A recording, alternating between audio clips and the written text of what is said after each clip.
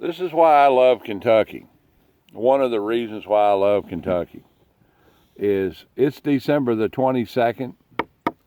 It's about 3 o'clock in the afternoon. The sun's out, and it's about 60 degrees. However,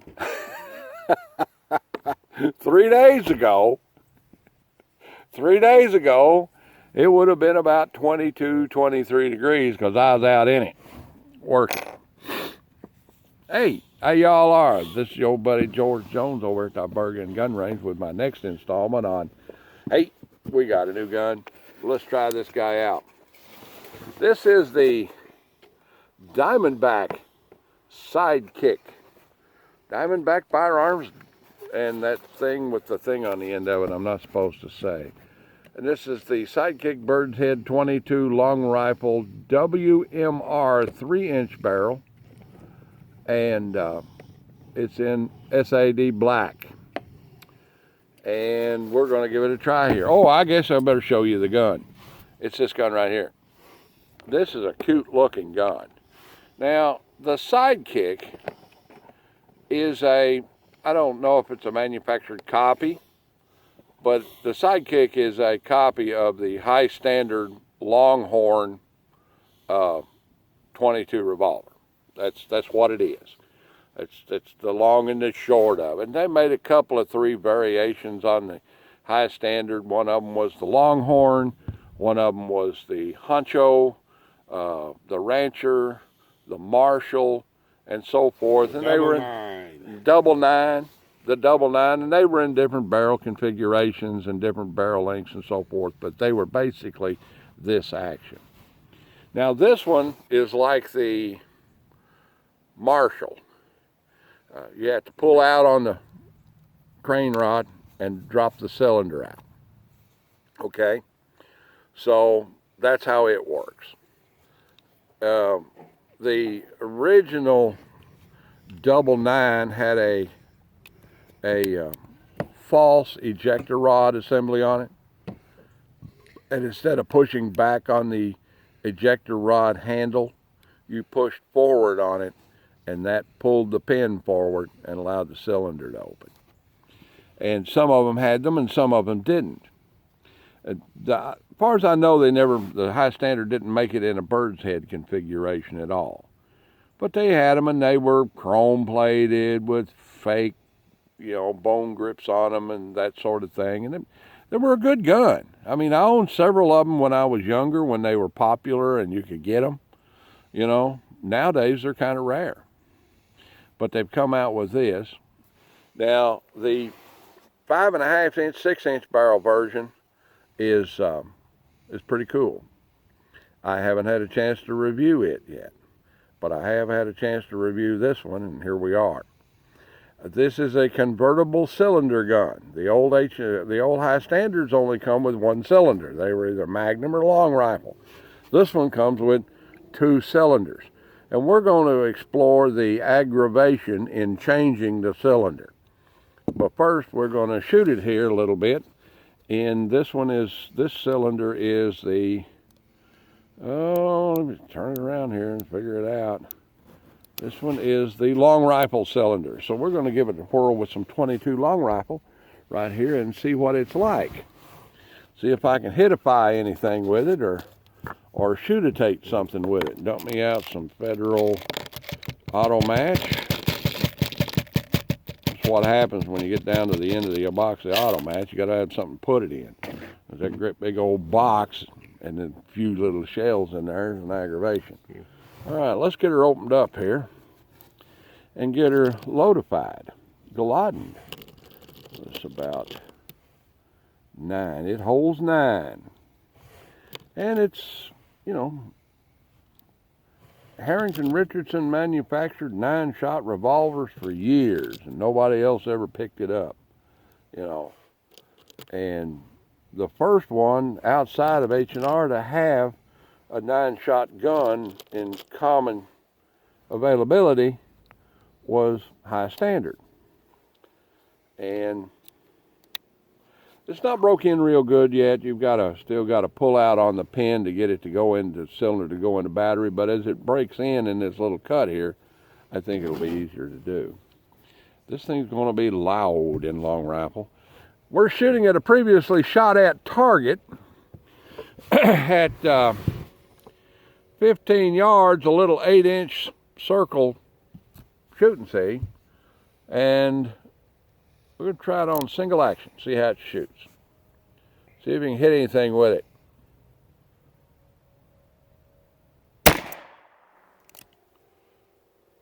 It's a 3-inch barrel gun at 15 yards. I don't expect much result. And I'm not getting it.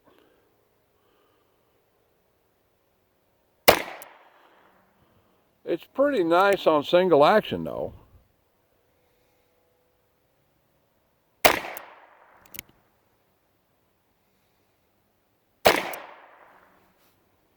I'm not hitting it at all.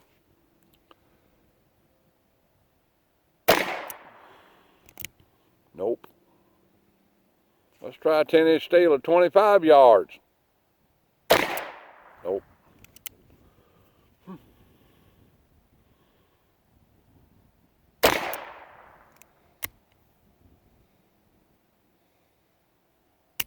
All right.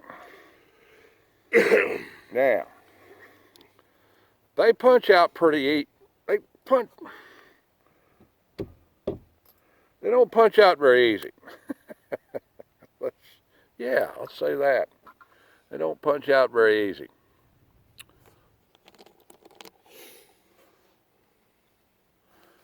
Let's see what.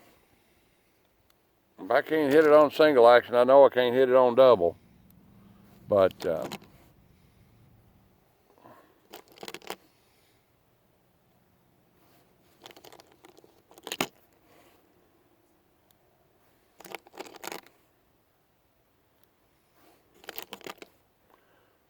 we'll try some double action here and see how the double action functions.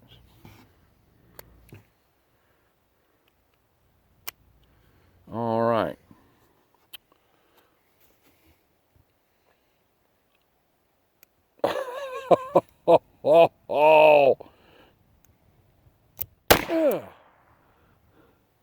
Talk about a trigger like a staple gun. Holy mackerel. I get my other index finger up there on it and see if I can help it a little bit.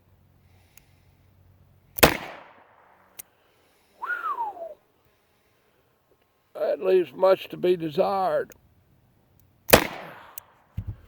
Man, that's almost undoable. That's almost undoable. All right, that's a very poor double action trigger. Let's put it that way. That's a very poor double action trigger. Let's see if we can hit that. There's a edge apple laying down there about 20 yards. Let's see if we can hit it.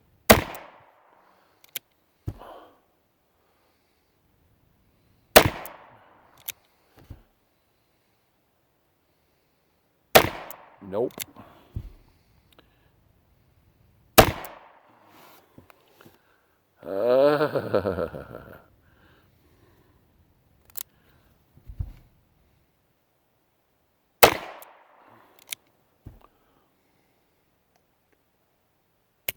We'll call this a single action revolver. We'll call this gun a single action revolver because double action is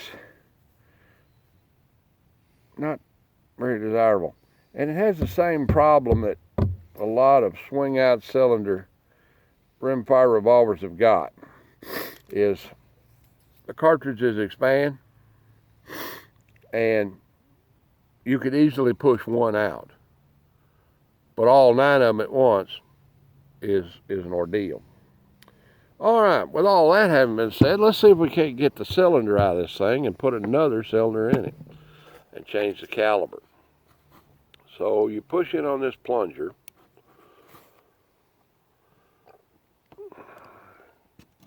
Push in on this plunger and you get the cylinder moving out of there in the way that it needs to come out. But okay, it came out. I didn't know if you had to. Nope, apparently you don't have to. Apparently that pin won't jump out. If, all right, then we, the new cylinder in it until it won't go anymore. I'm going to lay it down on its side to kind of hold it in there. And we push the plunger back in. And the cylinder seems to have hopped. Oh, the cylinder doesn't hop right back in there. All right, we'll see if we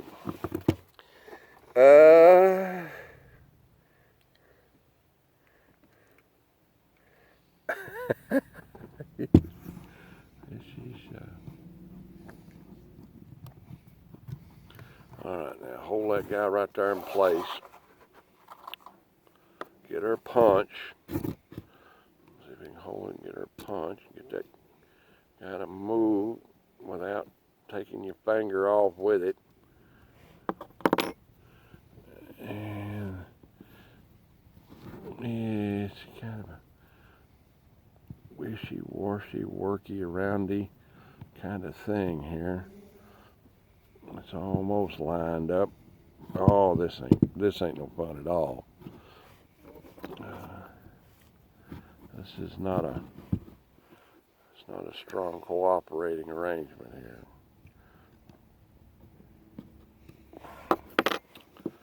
This doesn't seem to want to.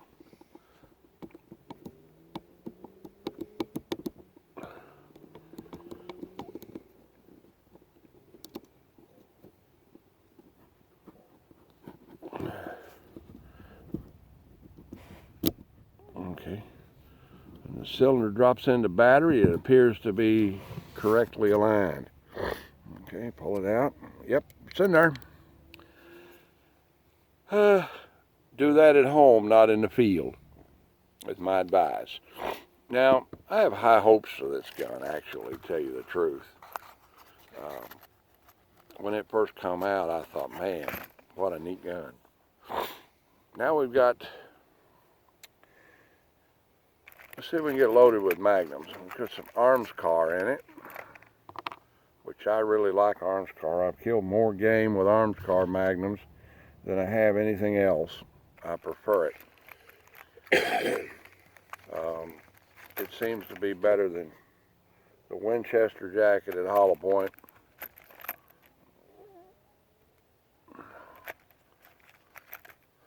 So we're going to try it here and see if I can hit the steel silhouette at 25 yards. That may be a little bit too ambitious, but we're going to try it. See what happens. All right, now it's kind of a slow, aggravating video, but we're getting with it here. Pull your crane rod out. There you go. Now, we're all set aside. We'll need some ear mufflers. Let's try 25 yard steel silhouette with the 3-inch barrel Magnum Sidekick. Let's get up here and try it. I don't know where that went. I have no idea.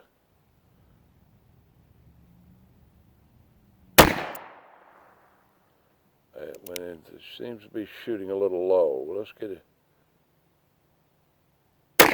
There we go, center mass. Let's see, try it again.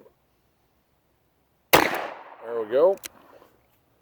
This may actually make a good defensive firearm.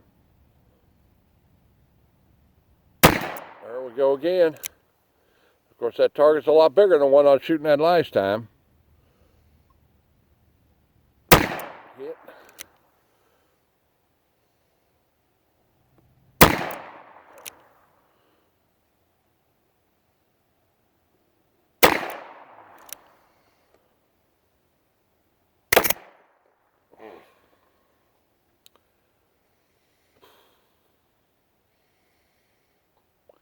And after me talking up arms car ammo that way.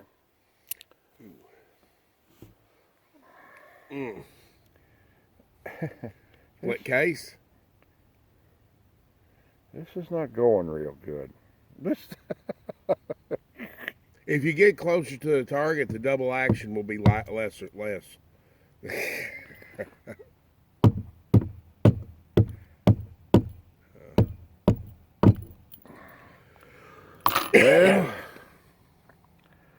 did I split a case?